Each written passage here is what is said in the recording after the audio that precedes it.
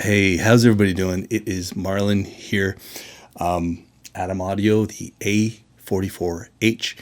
It's a new product for them, and full transparency, in partnership with Atom Audio, I want to share my thoughts on them with you and what my experience has been in the past several weeks, getting to know them and getting familiar with them.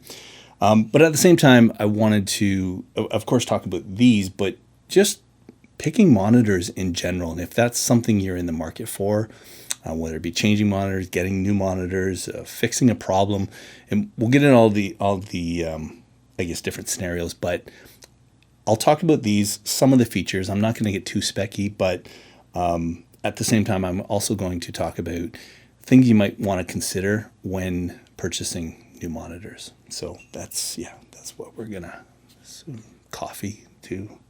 So I struggle with not just watching, but delivering, because I've done a couple monitor videos now. It's really hard to convey or express, describe how they sound, because I can't give you any audible examples. And really, at the end of the day, that's what's, I would dare say, most important. I mean, how they sound, but I can't.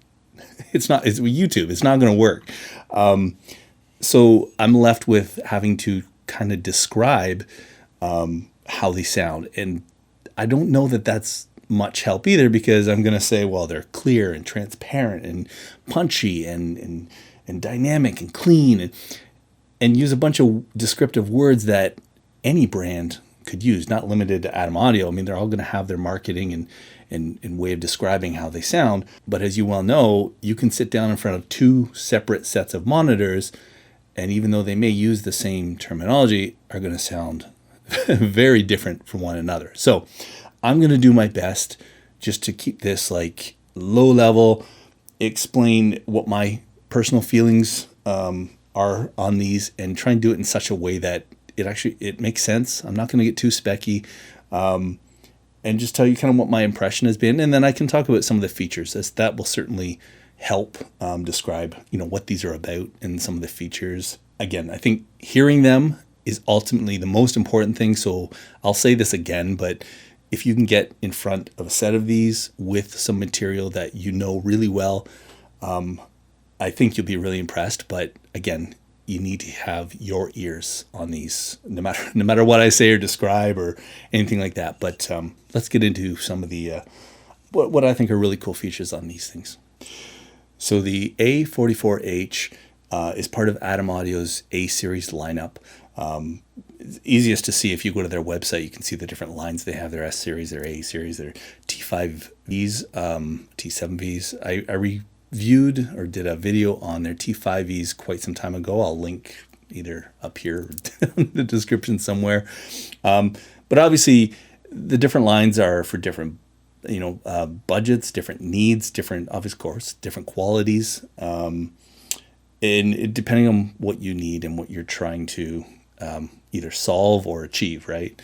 But this series, or this model here, the A44H, obviously horizontal, as you can see. However, the tweeter can be rotated 90 degrees or 180 degrees, and the unit itself can be flipped vertically. In some of Atom Audio's marketing, you actually see the A7Vs on both sides of it, and just one unit itself used as a center channel. So it can be used just as one itself for a center channel. And because of the form factor, it can go under a monitor or above a monitor. So it can be set up a little differently. And of course, vertically, you could run it as a stereo set as well. I haven't done that myself. I've just been using it horizontally. But that in itself too, because it kind of resembles, a midfield monitor, in that it has a wider cast, it has a wider image.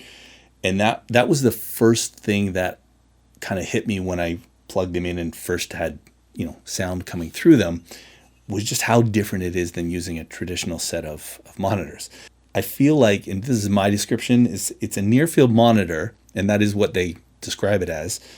But I feel like it's like a near field experience with a midfield kind of look to it, and that wide image that you might that you would normally get in a midfield kind of environment, which to me, I think of bigger studios where you might have clients in and you're all listening to the track. So you might have two or three people, behind you, beside you. And again, it just casts a wider image. It's not like you're limited to that very, specific sweet spot where you need to be right perfectly between the monitors to hear them. And setting up monitors is a whole other conversation. And as far as tweaking them to your needs in your room, they have a whole DSP system on the back. And I said I wouldn't get too specky, but they have a lot of monitors will come with, the ability to boost or cut various frequencies, or at least two or three, your highs and lows, to your needs. But this takes it a step further. And there's software you can download and hook these up through Ethernet to your system, so you can be in front of them as you're auditioning the different settings, as opposed to reaching behind the monitors or turning them, or however. It's flicking the switch, then putting it back and sitting down, then hitting play again. And then I just want to mention that as far as tunability to your room and your needs and everything else, it is robust in that regard. It has a lot of features that let you really fine tune to your room. And to take that even a step further, there's some kind of relationship with SonarWorks, with Atom Audio and SonarWorks, whether they license Sonar. I'm not sure of the details of that relationship. However, using SonarWorks software and these monitors, you can basically, there's a microphone that goes in the center of your room. It analyzes your room and it detects deficiencies. And what it does is it compensates, it adapts to those deficiencies. But that's a whole other, I would say, add-on, I think. But just with these alone, it has various settings that you can still get pretty far without that extra step. So my first impression of these, and really, I have to specify that that's based on my music, the style of music that I write, my ears, what I'm capable of hearing and not capable of hearing. And I think we all probably have different degrees of hearing ability, but also trained hearing. My room is going to be very different than yours, and maybe worse, maybe better, depending on whether you have a treated room, so forth. And then, of course, my needs. I know what I need to deliver the end product, so to speak. And so I'm basing my first impression on those kind of 4 points of criteria. So I've had a few weeks to get acquainted with these, and I'm still, it's not enough. I'm still learning all the characteristics, the behavior of them. I haven't quite got there yet. I'm still enjoying them. They definitely, I'm liking what I'm hearing through them, but there's a relationship. There's a trust building relationship that you have and develop with monitors. And that is to say that when you're working on music, whatever kind of music it is, you need to trust that what you're hearing is accurate. It's an accurate representation of what you've put into the computer and recorded, or what you're working on and producing. So if you're making decisions based on EQ to cut or boost things, it's because of what you're hearing through the monitors, of course, and you want that to be accurate. You don't want to be boosting or cutting things that don't really exist. It's a factor of your room and not the monitors, or the monitors aren't really tuned, or they're not great, or they're hyped in a certain area and that doesn't really exist, because that's when you go to put that piece of music on another source in your car or in ear pods or whatever it is, and that's it. And it's not, it fails. it doesn't pass the listening test. So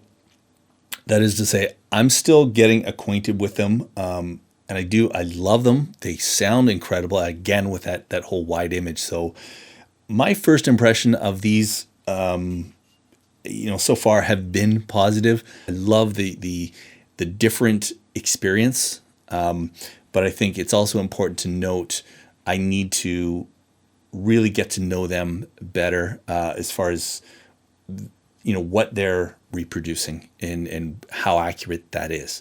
So when I'm making decisions, mixed decisions to cut or boost anything in volume and that kind of stuff, that I'm doing so accurately. As far as a sub goes, because these are just 4-inch woofers, but they sound incredible. They really can put out some volume. I try not to get too loud when I'm mixing, 85-ish, and then I'll drop things down really low. More of a mixing thing, a mixing tip to try and hear what's missing or what's still standing out. But they do sound great. Again, as far as low frequencies, they could benefit from a sub, but I think a lot of that depends on what other, if any other monitors you're using with them, and also what kind of music you're producing. Do you have a lot of sub information in your work? I personally don't, other than trailer work. So I don't need a sub, but that might be something you want to consider depending on again, the material that you're working with. Aesthetically, they still have Atom Audio's brand all over them. This is my first experience with this kind of form. I really like it, and whether I'll end up setting them up vertically or horizontally, I'm not sure. I'm in the middle of another reorg of my desk. I'm getting some new racks and stuff. Anyway, another story. So whether I set them up vertically or horizontally, I'm not sure. But Atom Audio says that it's the same performance either way, whichever you decide. Come here. Come here. Oh. So in closing, it's not really about whether you need this or not. I just wanted to share with you, obviously, how cool I think they are. And I've had a great experience with them. But they could very much be overkill for you, or they might not be enough for you. You need to consider a few things. One being your budget, right? If we all have different budgets and needs, and whether it's a want or a need, or again, a lot of criteria. If you're looking for new monitors, why? What's the end goal, or what's the reason? Like, are you trying to fix a problem? What's wrong with the monitors you have? Is there something they're just not working? You're not happy with them? Is it too much bass, not enough bass, not loud enough? Do you have, is it a quality thing? Have you heard other monitors in another studio and you're loving them? I would just, really encourage you to get yourself in front of a set of monitors, whether it's these or anything, and hear them for yourself, because that's at the end of the day, it doesn't matter what I or any other YouTuber says or any marketing says. It really depends on what you hear, and if it checks all the boxes that you're looking for, including your room. Maybe it's something with your room that can be fixed with, a few blankets or some cheap DIY, acoustic treatment. So consider why you're looking for new monitors, what your budget is, because getting a new expensive pair of monitors isn't necessarily going to fix your problem. So consider the application. Like, are you a hobbyist? Is it just maybe you have a guitar set up and you just like jam out ideas and riffs, and you're not really recording so much, or you're not producing music in that sense? Or maybe you are. Or are you mixing for other artists and you really do need a great set of monitors? These are all questions, of course, you would ask and answer yourself, but they help inform your buying decision. What's your purpose of getting new monitors? And again, probably for the fifth or sixth time in this video, go out and listen to monitors yourself. And even if you're not, buying monitors, at least it will give you, if you can go into a music store, sometimes they'll have a whole wall set up. Although it may not be your room, it's still better than a YouTube video to give you an example of what the monitors sound like. And a lot of times you can just, bring a USB drive and throw in your music. I can't stress enough how important that is. And if you get a chance to hear the A44Hs.